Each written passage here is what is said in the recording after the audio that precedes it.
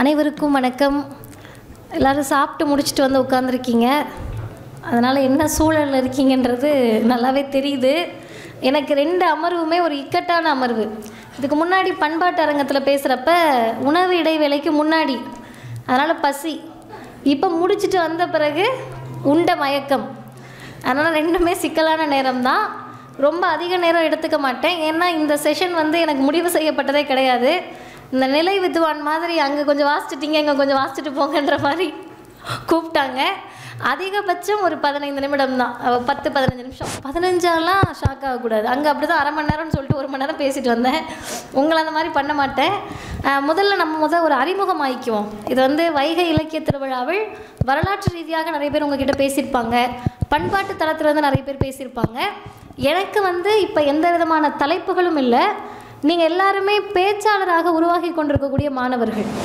எப்படி பேசணும், என்ன பேசணும், எதுக்கு பேசணும், அந்த 3 கேள்விகளுக்கான பதில் தான் நான் சொல்ல போகிறேன். அதுக்கு முன்னாடி நம்ம அறிமுகமாகிக்கலாம். என்னுடைய பெயர் மதிவதனி. நான் சென்னை உயர்நீதிமன்றத்தில் வழக்கறிஞராக பயிற்சி பெற்று கொண்டிருக்கிறேன். என்னக்கா சின்னதாக இருக்கீங்க, வக்கீல்ன்றீங்க அப்படின்னு யாராவது நினச்சிங்கன்னா உண்மையாகவே நான் வக்கீல் தான். அடுத்து நீங்கள் அறிமுகமாகிக்கணும்ல. யாரெல்லாம் கல்லூரி மாணவர்கள் கை உயர்த்துங்க. எல்லாருமே இல்லை. ஒரு குழந்தை இப்போ முன்னாடி பேசினவங்க ஸ்கூலுன்னு சொன்னாங்க இல்லையா? ஓ சரி, அப்போ எல்லாருமே கல்லூரி மாணவர்கள் தான். பள்ளி மாணவர்கள் யாருமே இல்லை. அப்போ நல்லது. சரி, அதுக்கடுத்து இந்த அரங்கத்துக்குள்ளே நான் முன்னாடி பேசின அந்த பண்பாட்டு அரங்கத்தில் எல்லாருமே பெண்கள், ரொம்ப 50 ஆண்கள் மட்டும்தான் இருந்தாங்க. இந்த அரங்கம் இன்னுமே ரொம்ப அழகாக இருக்குது. ஆண்களால் நிறைந்திருக்கக்கூடிய ஒரு அழகான அரங்கமாக இருக்கிறது. ஏன்னா எத்தனை வருஷத்துக்கு அழகை தூக்கி நாங்களே சுமக்கிறது, கொஞ்ச நாள் நீங்கள் சுமங்க, அறிவை தூக்கி நாங்கள் சுமக்கிறோன்றது தான், வேறு ஒன்றும் கிடையாது. அவங்கள பார்க்குற போது அறிவாளிகளாக நிறைந்து இருக்கிறீர்கள். சொல்லுங்கள் மேம். மேடம், நீங்கள் சொன்னீங்கல்ல, அங்கே சாப்பிட்றதுக்கு முன்னாடி சாப்பிட்றதுக்கு பின்னாடி 2மே இக்கட்டான இல்லை, ரொம்ப அவசியமான ஒன்றுன்னு நான் நினைக்கிறேன். இன்னைக்கு இல்லை, உங்களுடைய பேச்சு இந்த மாணவர்களுக்கு ஒரு மருந்து போல. மருத்துவர் எப்படி உணவுக்கு முன்னாடி உணவுக்கு பின்னாடின்னு சொல்றாரோ, அது மாதிரி உங்களுடைய பேச்சு ஒரு மருந்து போல இங்கே இருக்குங்கிறதுல எந்த ஐயப்பாடும் இல்லைங்க. நன்றி ma'am. Before food after food அது ஒன்றும் இல்லை. வந்த விருந்தினர்கள் நாங்கள் மனசு கஷ்டப்படக்கூடாதே அப்படின்னு சொல்கிறாங்க. நீங்கள் ஒன்று ஐயோ அக்கா இதெல்லாம் ஏற்றுக்கிட்டு நிறைய பேசுகிறாங்கன்னு பயப்படாதீங்க. 3 சொன்னல்லப்பா, எப்படி பேசணும், ஏன் பேசணும், எதுக்கு பேசணும். இந்த 3வது கேள்வி தான் முக்கியம். எதுக்கு பேசணும்? இந்த இங்கே பக்கத்தில் தம்பி பேசிகிட்டு இருக்காப்புல, என்ன நடந்தாலும் பரவாயில்ல, பின்னாடி திரும்பி வேறு எட்டி பார்த்து வேறு பேசிகிட்டு இருக்கோம்ல, அப்படி பேசுகிறது ஒன்று. யார் பேசுனா என்னன்னு கீழே குனிஞ்சு பேசிக்கிட்டு இருக்கோம், அது ஒன்று. இன்னொருத்தவங்க என்ன நடந்தால் என்ன, நம்ம உட்காந்துருக்கோம், ப்ரெசன்ஸ் இங்கே இருக்குது, ஆப்சன்ஸ் ஆஃப் மைண்டு, அது எங்கனாலும் யோசிக்கட்டும்னு சொல்லி. இந்த அரங்கத்தில் 3 வகையான மாணவர்கள் இருப்பீங்க, என்னையும் சேர்த்து கொள்கிறேன். 3 வகையான மாணவர்கள் இருப்போம். முதல் வகை யார் தெரியுமா? First benchers. என்ன மாதிரி எதையாவது பேசுக்கா, நாங்கள் உட்காந்து கேட்குற மாதிரியே கவனிச்சிக்கிட்டு இருக்கோம் அப்படின்ற பிள்ளைங்க. இந்த ஆமாம் தானேப்பா, ஆமாம். இந்த நடுவில் இருக்கிற அடுத்த ரகம் அவங்க யாருன்னு கேட்டால், நம்ம ஒன்று பேசிக்கிட்டு இருப்போம், நீ பாட சொன்னால் நீ பாட்டு பாடுறன்ற மாதிரி அவங்க பாட்டு ஒன்று வாசிச்சுட்டு இருப்பாங்க. அந்த தம்பிங்க, கருப்பு சட்டை 2 பேர், வெள்ளை சட்டை 1, கட்டை மொட்டை சட்டை, அவங்கெல்லாம். கடைசி வரிசையில் இருக்கவங்க லெஜண்ட்ஸ். அவங்களுக்கு எதை பற்றியும் கவலை கிடையாது. நீ வரலாற்றை பேசினா எனக்கு என்ன, பண்பாட்டை பேசினா எனக்கு என்ன, நீ யாரா வேணா இருந்துட்டு போ அப்படின்ற லெஜண்ட்ஸ். சரியா? இப்போ இந்த 3 மாணவர்களுக்கும் சேர்த்து ஒரு முக்கியமான செய்தி நான் சொல்கிறேன்னு நான் நினைக்கிறேன். அது முக்கியமானதா இல்லையான்றதை நீங்கள் முடிவு பண்ணிக்கணும். முதல்ல என்ன விஷயம்னு கேட்டால், நான் கேட்குற ஒரு கேள்விக்கு பதில் சொன்ன பிறகு நம்ம தொடங்கலாம். கேள்வின உடனே பயப்பட வேண்டாம், ஆன்சர்லாம் சொல்ல மாட்டேன். கை உயர்த்தினா போதும். இந்த ரன்னிங் கமெண்ட்ரி கொடுக்குறவங்க மேடைக்கு பதில் சொல்லணும், மற்றவங்க உட்கார்ந்த இடத்துலேயே பதில் சொல்லலாம். எது வசதின்றதை நம்ம பார்த்துக்கலாம். சரியா? இப்போ முதல் கேள்வி, இங்கே இருக்கக்கூடிய மாணவர்கள் மட்டும் கை உயர்த்தணும். எத்தனை பேரோட தாத்தா கல்லூரிக்கு போய் டிகிரி வாங்கினவர்? நேர்மையாக உண்மையாக கை உயர்த்தணும். ஒருவேளை தாத்தா காலேஜ் போகலைன்னா அது நம்ம பிரச்சனை கிடையாது. ஆமாம் தானேப்பா? நம்ம படிக்கலனா தான் நம்ம பிரச்சனை, தாத்தா படிக்கிறதுக்கெலாம் நம்ம பொறுப்பாக முடியாது. எத்தனை பேரோட தாத்தா கல்லூரி போய் டிகிரி வாங்கினவர்? கை உயர்த்துங்க. சரி, பார்த்துக்கிட்டீங்கல்லப்பா, ஓகே. எத்தனை பேரோட பாட்டி கல்லூரிக்கு போனவங்க? தாத்தாவே போக விடலை, பாட்டி எப்படி போக விட்டுருப்போம். எத்தனை பேரோட அப்பா கல்லூரி போனவர், டிகிரி வாங்கினவங்க? 1 அரியராப்பா? இல்லை கை நல்லா தூக்கணும். 1 தம்பி தூக்குங்கப்பா, ஒன்றும் பிரச்சனை இல்லை, பொய்யே சொன்னால் கூட கண்டுபிடிக்க போகிறதில்ல யாரும். 1 2 3. சரி 3. எத்தனை பேரோட அம்மா கல்லூரி போனவங்க? 1 2 3. சரி, இப்போ அப்படியே லைனுக்கு வாங்க. இந்த அரங்கத்தில் ஏறக்குறைய 250 பேர் இருப்பீங்கன்னு நினைக்கிறேன்.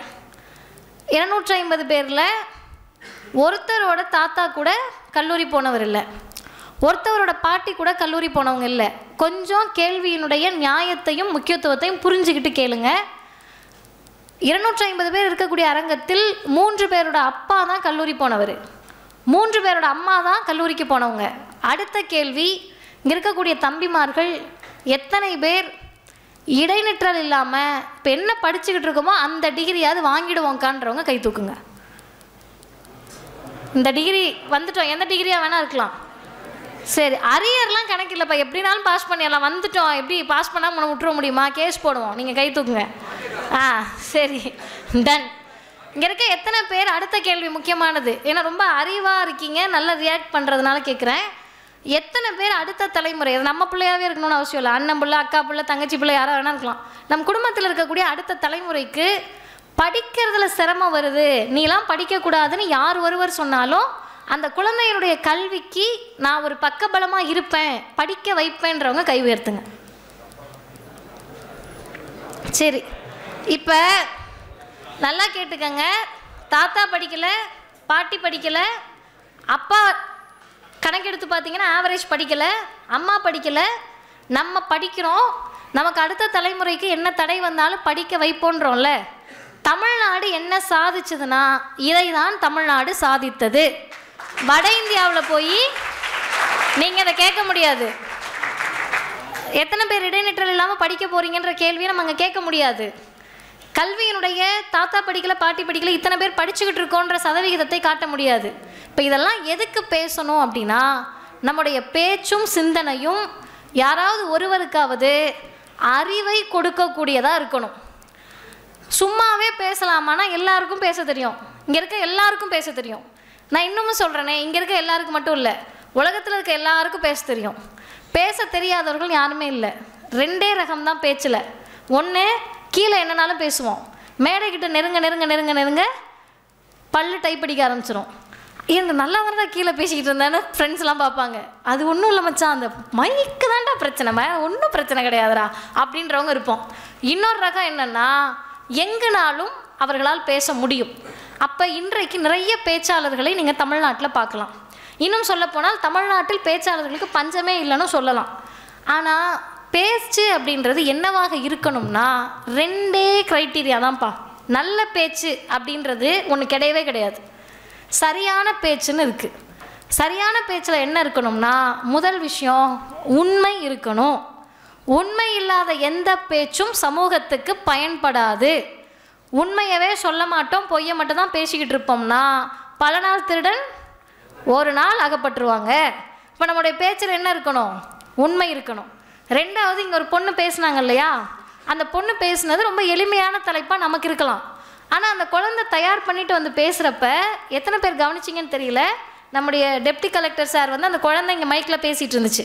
நான் கீழே உட்காந்து பார்க்குறப்ப அந்த பொண்ணோட முகம் நம்ம யாருக்குமே தெரியல. தம்பிங்கெல்லாம் அப்போ உள்ளே வரலன்னு நினைக்கிறேன், உள்ளே இருந்தவங்களுக்கு தெரியும். அந்த குழந்தையோட முகம் தெரியல இல்லைப்பா. அவர் டக்குன்னு என்ன பண்ணார்னா, மேடைக்கு வந்து ஹேண்ட் மைக்கை வாங்கி அந்த குழந்தைய அங்கே நிற்க வச்சார். அதோட அர்த்தம் என்ன தெரியுமா?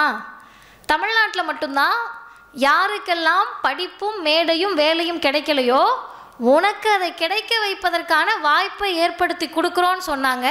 அதற்கு பேர் தான் சமூக நீதி. இன்றைக்கி மைக்கை ஹேண்ட் மைக்கை வாங்கி கொடுத்தாருல, அதுக்கு பேர் தான் சமூக நீதி. எளிமைப்படுத்தி கொடுப்பது. இந்த எளிமையாக வச்சுக்கோ, நீ பேசு, உனக்கு தெரியட்டும் அப்படின்னு. இந்த பொண்ணு பேசுனதில் எல்லா வார்த்தைகளும் எளிமையான வார்த்தைகள் தான். ஆனால் நீங்கள் பல பேர் கவனிச்சிங்களான்னு எனக்கு தெரில. கொடைக்கானல்னால் என்ன அர்த்தம், அங்கே என்னென்ன இருக்குது அப்படின்னு சொன்னாங்க. சரி, இப்போ இந்த எதுக்கு அந்த பொண்ணு பேசுனது இவ்வளோ பெருசாக சொல்கிறீங்கன்னு கேட்டால், ஆண்களுக்கு எளிமையாக கிடைத்த தமிழ்நாட்டு மேடைகள், உலக மேடைகள் பெண்களுக்கு எளிமையாக கிடைக்கல. மதிவதனி மேடையில் நின்று பேசுகிறாங்கன்னா அது மதிவதனிக்கானது கிடையாது. பேச முடியாமல் வீட்டில் உட்காந்துக்கிட்டு ஐயோ இந்த ஆளோட குடும்பமே குப்பை கொட்ட முடியலன்னு நினச்சிக்கிட்டு இருக்கிற பல பெண்களுடைய பிரதிநிதியாக தான் மதிவதனி மேடை ஏற வேண்டிய தேவை இருக்கிறது. அப்போ உங்களுக்கு என்ன இப்போ அதிர்ச்சியாக இருக்கும்னா, அக்கா நாங்களாம் அப்படி கிடையாதுக்கா அப்படின்னு நீங்கள் நினைக்கலாம். நாங்கள் சரியானவங்களாக இருக்கோம் அப்படின்னு சொல்லி, சரியானவங்களாக இருக்கீங்களா இல்லையான்றதே கேள்வி கிடையாது. ஒரு கேள்வி கேட்குற உங்களை நீங்களே செல்ஃப் எஸ்டீம் பண்ணிக்கோங்க, சுய பரிசோதனை பண்ணிக்கோங்க. ஆண் பிள்ளைகள் நிறைய இருக்கிறதுனால சொல்கிறேன், நீங்கள் ஆண்களாக வளர்ந்துருக்கிறீர்களா மனிதராக வளர்ந்துருக்கிறீர்களா அப்படின்ற கேள்வியை செல்ஃப் எஸ்டீம் பண்ணிக்கணும். ஆண்களாக வளர்கிறதுக்கும் மனிதராக வளர்கிறதுக்கும் என்ன வித்தியாசம்னு கேட்டால், நான் ஒரு புத்தகத்தில் எழுதுகிறப்ப எழுதினேன், பெண் பிள்ளைகள் இங்கு பெண்களாக வளர்க்கப்படுகிறார்கள். ஆமாம், பெண்கள்னால் இப்படி தான் இருக்கணும், இவ்வளோ தான் அளவாக இருக்கணும், இவ்வளோ தான் நடக்கணும். சோறு எங்களுக்கு 20 வயசுக்கு மேலே அதிகம் சோறு சாப்பிட முடியாது. இப்படி தின்னா எப்படி மாப்பிள்ளை கிடப்பான்? பசி எனக்கு, ஆனால் சாப்பிட்டா என்ன கிடைக்காது? மாப்பிள்ளை கிடைக்காது. அப்படியாக தயாரிக்கப்படக்கூடிய பொருளாக நாங்கள் இருக்கிறோம். கொஞ்சம் நல்லா யோசிச்சுக்கோங்க.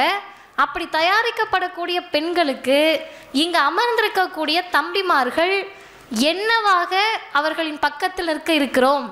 அவங்கள கிண்டல் செய்யக்கூடிய, கலாய்க்கக்கூடிய, வன்முறையில் ஈடுபடக்கூடிய, நீங்கள் கவனிக்கலாம், அவங்க உட்காரட்டும், வன்முறையில் ஈடுபடக்கூடிய அந்த பிள்ளைங்க ஏண்டா கல்லூரிக்கு வந்தோன்னு யோசிக்க வைக்கக்கூடிய ஆண்களாக இருக்க போகிறோமா, அல்லது எனக்கு பிரச்சனை வந்தாலும் என்னோட நண்பன் பக்கத்தில் இருக்கான் அவன்கிட்ட நான் போய் சொல்லலாம் என்ற தைரியத்தை அந்த பெண்களுக்கு கொடுக்கக்கூடிய மனிதராக இருக்க போகிறோமா அப்படின்றத நீங்கள் முடிவு பண்ணணும்.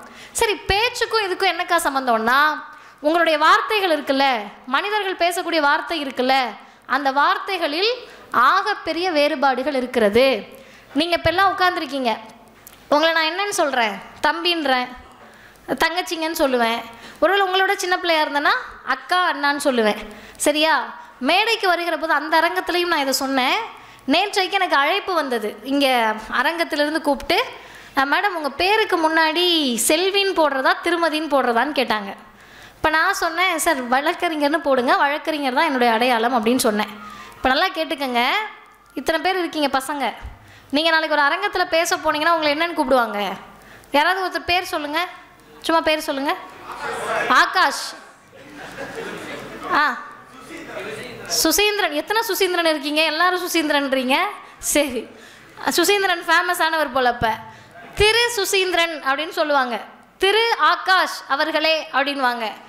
இப்போ திரு ஆகாஷும் திரு சுசீந்திரனும் திரு சுரேஷும் யாரோ ஒருத்தர், நீங்கள் திரு, அதில் ஆங்கிலத்தில் மிஸ்டர். பொண்ணுங்க நல்லா கேட்டுக்கங்க, மிஸ்டர் நீங்கள். ஆனால் மதிவதனிக்கு 2 அடையாளம். ஒன்று, நான் இருந்தால் என்னவாக இருக்கணும்? செல்வியாக இருக்கணும், இல்லைனா திருமதியாக இருக்கணும். இதில் தமிழ்நாட்டில் பல பேர்த்துக்கு சிக்கல். இந்த பிள்ளைக்கு இன்னும் 10 வருஷம் ஆனாலும் கல்யாணம் ஆணிச்சா ஆகலையானே கண்டுபிடிக்க முடியாத அளவுக்கு சைஸ் இருக்கே. இப்போ நீங்கள் செல்வின்னு கண்டுபிடிக்கிறதா திருமதின்னு கண்டுபிடிக்கிறதான்ட்டு. ஆனால் பசங்க 60 வயசாகி முரட்டு சிங்கிளாக இருந்தாலும் நீங்கள் யார்? மிஸ்டர் தான். அப்போ நான் அவங்கக்கிட்ட பெண்களுக்கும் சரி ஆண்களுக்கும் சரி நல்லா புரிஞ்சுக்கங்க, நமக்கான அடையாளம் என்பது செல்வி திருமதியில் இல்லை. அப்பா பேரையும் வீட்டுக்கார் பேரையும் பின்னாடி போட்டுக்கிறதுல நம்ம அடையாளம் இல்லை. படித்த படிப்பை முன்னொட்டாக போட்டுக்கொள்வதில் தான் மனிதர்களுக்கு பெருமை இருக்கிறது. செல்வி மதிவதனி அல்ல கணக்கு, வழக்கறிஞர் மதிவதனி தான் கணக்கு. சரிக்கா, இதுக்கும் நாங்கள் என்னக்கா பண்ணுறது? நாங்கள் பாட்டு அமைதியாக வந்துட்டு காலேஜில் போயிட்டுருக்கோம், சும்மா ஏதாவது கலாய்ப்போங்க அப்பப்போ. எங்ககிட்ட என்னக்கா சொல்ல விரும்புகிறீங்கன்னு கேட்டால், இந்தியா முழுக்க உலகம் முழுக்க அவங்க எவ்வளோ பெரிய தைரியசாலி பெண்ணாக இருந்தாலும் சரி, பெண்களுக்கு எதிரான வன்முறைகள் நாளுக்கு நாள் அதிகரித்து கொண்டே இருக்கிறது. அதில் நம்முடைய பங்கு அதிகமாக இருக்குது. நம்முடைய பங்கு என்ன அதிகமாக இருக்குதுன்னு கேட்டிங்கன்னா, பெண் பிள்ளைகளை பார்க்கிற போதே அவங்கள உணர்வாக பார்க்காமல் ஏதோ ஒரு வகையில் உடலாக மட்டுமே பார்க்கக்கூடிய சமூகத்தில் நம்ம ஒரு அங்கமாக இருக்கோம். யாரோ ஒருவர் தப்பு பண்ணுறாருன்னு நம்ம தள்ளிவிட முடியாது. நீங்கள் உட்கார்ந்துக்கிட்டு ஒரு பெண் நடந்து போகிறப்ப கிண்டல் பண்ணக்கூடிய ஒரு சொல்லும் வன்முறைக்கு சமம்தான். நீங்கள் உட்கார்ந்துக்கிட்டு ஃபேஸ்புக்லேயோ வாட்ஸ்அப்லேயோ இன்ஸ்டாலேயோ ஒரு பெண்ணுக்கு ஏதாவது தவறான ஒரு கிண்டல் தொனியில் ஒரு குறுஞ்செய்தி எழுதினாலும் அது வன்முறை தான். அந்த வன்முறையாளராக இங்கே இருக்கக்கூடிய ஒருவர் கூட இருக்கக்கூடாது என்ற விதத்தில் தான் நீங்கள் பேசக்கூடிய பேச்சு அமைய வேண்டும். கடைசியாக ஒரே ஒரு செய்தியை மட்டும் நான் சொல்லி நிறைவு பண்ணுறேன். சரி, நாங்கள்லாம் அப்படிலாம் இல்லைக்கா, நாங்கள் மாறுறோம், இல்லை ஒருவேளை அந்த சிந்தனையே இல்லாதவர்கள் கூட இருக்கலாம். இந்த சிந்தனை இல்லாத மற்றவர்களுக்கு சில சிந்தனைகள் இருக்கும். ஜாதிய பெருமையோடு இருப்போம். நம்ம மனசுக்குள்ளே அது எந்த ஜாதியானாலும் இருக்கலாம், லைட்டாக ஒரு ஓரத்தில் நாங்கள்லாம் யார் தெரியுமா அப்படின்னு நினச்சிட்டு இருப்போம். அப்படி நினைத்து கொண்டிருந்தால் அந்த பிள்ளைகளுக்கு சொல்லுகிறேன், நீங்கள் தமிழ்நாட்டை விட்டு வட இந்தியாவுக்கு போகிறீங்கன்னு வச்சுக்கோங்க. எல்லா கல்லூரியிலும் நான் இதை சொல்லியிருக்கேன், என்னோடய எந்த பேச்சு எடுத்து பார்த்தீங்கன்னாலும் அது இருக்கும். வட இந்தியாவுக்கு போகிறீங்கன்னா, அக்கா நாங்கள் எதுக்குக்கா நடுராத்திரியில் சுடுகாட்டுக்கு போகிறோன்னு நீங்கள் நினைக்கக்கூடாது. வட இந்தியாவுக்கு ஒரு வேளை ஏதாவது பணி நிமித்தமாகவோ எதுக்காவது போனீங்கன்னா உங்களுடைய ஜாதி என்ன அப்படின்னு கேட்குறாங்கன்னு வச்சுப்போம். நீங்கள் ஒரு ஜாதியை சொல்கிறீங்க, திண்டுக்கலாக இருக்கலாம், தஞ்சாவூராக இருக்கலாம், மதுரையாக இருக்கலாம், தேனியாக இருக்கலாம், பெரியகுளமாக இருக்கலாம், பழனியாக இருக்கலாம், ஒட்டன்சத்திரமாக இருக்கலாம், ஏதோ ஒரு ஊர். உங்களுடைய சமூகத்தோட பேரை சொன்னால் வட இந்தியாவில் இருக்கவங்களுக்கு தெரியுமா? அவங்களுக்கு அதை விட பெரிய பெரிய ஜாதிலாம் இருக்கும். இப்போ நீங்கள் சொல்கிறது அவங்களுக்கு தெரியாது. சரி, நீங்கள் வட இந்தியாக்காரவங்க எல்லோரும் சேர்ந்து வெளிநாட்டுக்கு போகிறோன்னு வைங்க. வெளிநாட்டில் போயிட்டு உங்கள் இன்ஸ்டா ரீல்ஸை காட்டி இங்கே பார்த்தியா நல்லா யார் தெரியுமா அப்படின்னீங்கன்னா அவங்க நம்மளை வாட் அப்படின்னு கேவலமாக பார்ப்பாங்க. அவங்களுக்கு அது புரியாது, அவங்களுக்கு வேறு ஜாதி இருக்கலாம். அப்போ தமிழ்நாட்டில் வட இந்தியாவில் நீங்கள் எந்த ஜாதி என்பது நீங்கள் வெளிநாட்டுக்கு போகிறப்ப தெரியுமா? தெரியாது. அப்போ இன்னொன்று சொல்லுங்கள், ஒரு குழந்தை பிறக்குதுப்பா, நீங்கள் எந்த மதத்தை சார்ந்தவராக வேண்டுமானால் இருக்கலாம், இது மதம் சார்ந்த கருத்தே கிடையாது, உங்களுடைய சிந்தனைக்கான கருத்து. ஒரு குழந்தை பிறக்குது, இப்போ நானே வச்சுப்போம், நான் பிறந்தப்ப இந்த பிள்ளை என்ன சும்மா அழுதுகிட்டே இருக்குது அப்படின்னு எங்கள் வீட்டில் தூக்கி என்னை எங்கேயாவது போட்டுடுறாங்கன்னு வச்சுக்கோங்க குப்பையில். ஒரு இந்து வீட்டில் தூக்கி என்னை வளர்த்தாங்கன்னா நான் யாராக வளருவேன்? அதே ஹிந்து வீட்டில் என் தொல்லை தாங்க முடியாமல் முஸ்லீம் வீட்டில் தூக்கி போட்டாங்கன்னா முஸ்லீமாக வளருவேன். முஸ்லீம் வீடும் வேணாம், கிறிஸ்தவர் வீட்டில் விட்டால் கிறிஸ்தவராக வளருவேன். இது எதுவுமே வேண்டாம் அப்படின்னு ஒரு பெரியாரிய குடும்பத்துலேயோ ஒரு நாத்திக குடும்பத்துலேயோ விட்டுட்டாங்கன்னா நாத்திகராக வளருவேன். அப்போ பை பர்த், பிறப்பின் போது எந்த குழந்தைக்கும் என்ன அடையாளம் இல்லை? மத அடையாளம் இல்லை. அது வளர்க்கப்படக்கூடிய இடத்தில் தான் மத அடையாளம் வருகிறது, ஜாதி அடையாளம் வருகிறது. அப்போ தமிழ்நாட்டை தாண்டி வட இந்தியாவை தாண்டி வெளிநாட்டுக்கு போனீங்கன்னா நீங்கள் என்ன ஜாதி என்பதற்கு மதிப்பு இருக்கா? இல்லை. நீங்கள் என்ன மதம் என்பதற்கு மதிப்பு இருக்கா? இல்லை. ஆனால் தமிழ்நாட்டில் நீங்கள் வக்கீல்னா அமெரிக்காலையும் நீங்கள் வக்கீல் தான். தமிழ்நாட்டில் நீங்கள் டாக்டர்னா அமெரிக்காலையும் நீங்கள் டாக்டர் தான். படித்த படிப்பு மட்டும்தான் உலகளவில் உங்களுக்கான அடையாளமாக இருக்கும். இது ஏற்றுக்கிறதுக்கு கஷ்டமாக இருக்கும், கடினமாக இருக்கும். ஆனால் கொஞ்சம் நம்முடைய மூளை இருக்கவங்கன்னு நான் எப்பயுமே சொல்ல மாட்டேன், மனுஷங்க எல்லாருக்குமே மூளை இருக்குது. மூளை வேலை செய்யக்கூடியவர்கள்னு சொல்லணும். மூளை வேலை செய்யக்கூடிய அனைவரும் நம்ம சிந்தித்து பார்த்து உண்மையாகவே இந்த சமூகத்தில் நம்முடைய ஒரு சொல்லும் ஒரு பேச்சும் எதற்கு பயன்படுகிறது என்பதை சிந்தியுங்கள். அழகா அறிவா அப்படின்ற டிஸ்கஷன்லாம் வருதுன்னு வச்சுக்கோங்க, நம்மளை க்ரூம் பண்ணுறதுக்கு நம்ம நிறைய நேரம் செலவு பண்ணுவோம், அப்படி தானே? அதுவும் நான் அந்த ஹாலில் பேசுகிறப்ப சொன்னேன், பொண்ணுங்களுக்கு கூந்தல் நீளமாக இருக்கணும்னு எதுலையோ ஆர்டர் பண்ணி ஆன்டி டேண்ட்ரஃப் ஷாம்பு, கண்டிஷ்னர் அது இதுன்னு பயன்படுத்துவாங்க. இப்போ காலம் மாதிரி என்ன ஆயிடுச்சுன்னா, தம்பிங்க இருக்கிற முடியை காப்பாற்றிக்கிறதுக்கு எதையோ பண்ண வேண்டிய வேலை வந்துருச்சு. ஐயோ அங்கே கொட்டுதே இங்கே கொட்டுதேன்னு. ஆக மொத்தத்தில் நம்ம எல்லாருக்கும் என்ன பிரச்சனை இருக்குன்னா, மண்டைக்கு மேலே இருக்கிறத பற்றி நிறைய பிரச்சனை இருக்குது, மண்டைக்கு உள்ளே இருக்கிறத பற்றி பல வருஷமாக கவலைப்படாமே விட்டுட்டோம். ஆமாம் தானே? எதை பற்றியுமே கவலை இல்லாமல் யாரோ ஒருவர் எங்கிருந்தோ வந்து குதித்து நம்மளை பாதுகாப்பார்னு நம்பிக்கிட்டு இருக்கோம். ஒரே ஒரு செய்தி தான், அழகா அறிவான் வர்றப்ப வைகை இலக்கிய திருவிழா, நிறைய பேர் உங்கள்கிட்ட இலக்கியத்தை பற்றி பேசியிருப்பார்கள். இலக்கியத்தில் எது அழகுன்னு பேசியிருப்பாங்க. மலை அழகு, மழை அழகு, நதி அழகு, பெண்கள் எப்படி தெரியுமா, தலைப்புகள்லாம் பார்த்தேன், கண்ணகியினுடைய வழக்கு, இதெல்லாம் பேசியிருப்பாங்க. ஆனால் அழகு என்ன அப்படின்னு யாருமே விளக்கம் கொடுக்கல, டெஃபனிஷன் பொருள் கொடுக்கல. இப்படி இருக்கும் அப்படி இருக்கும்னு சொன்னாங்க. ஒருத்தர் மட்டும்தான் அழகுனா என்னன்னு சொன்னார். அழகுனா என்னன்னு தெரியுமா சொன்னாங்க? ஒருத்தர் சொன்னார், இதிலெல்லாம் அழகு இல்லை, எதில் தெரியுமா அழகு இருக்கு? மானமும் அறிவும் தான் மனிதருக்கு அழகு. சொன்னவர் தந்தை பெரியார். அது என்ன மானமும் அறிவும் மனிதருக்கு அழகுன்னா, நமக்கிட்ட மான உணர்ச்சி இருந்தால் நம்ம யாருக்கும் அடிமையாக இருக்க மாட்டோம். நமக்கு அறிவுணர்ச்சி இருந்தால் நம்ம யாரையும் அடிமைப்படுத்த மாட்டோம். மானமும் அறிவும் உள்ள மாணவர்களாக வளருங்கள். நன்றி, வணக்கம்.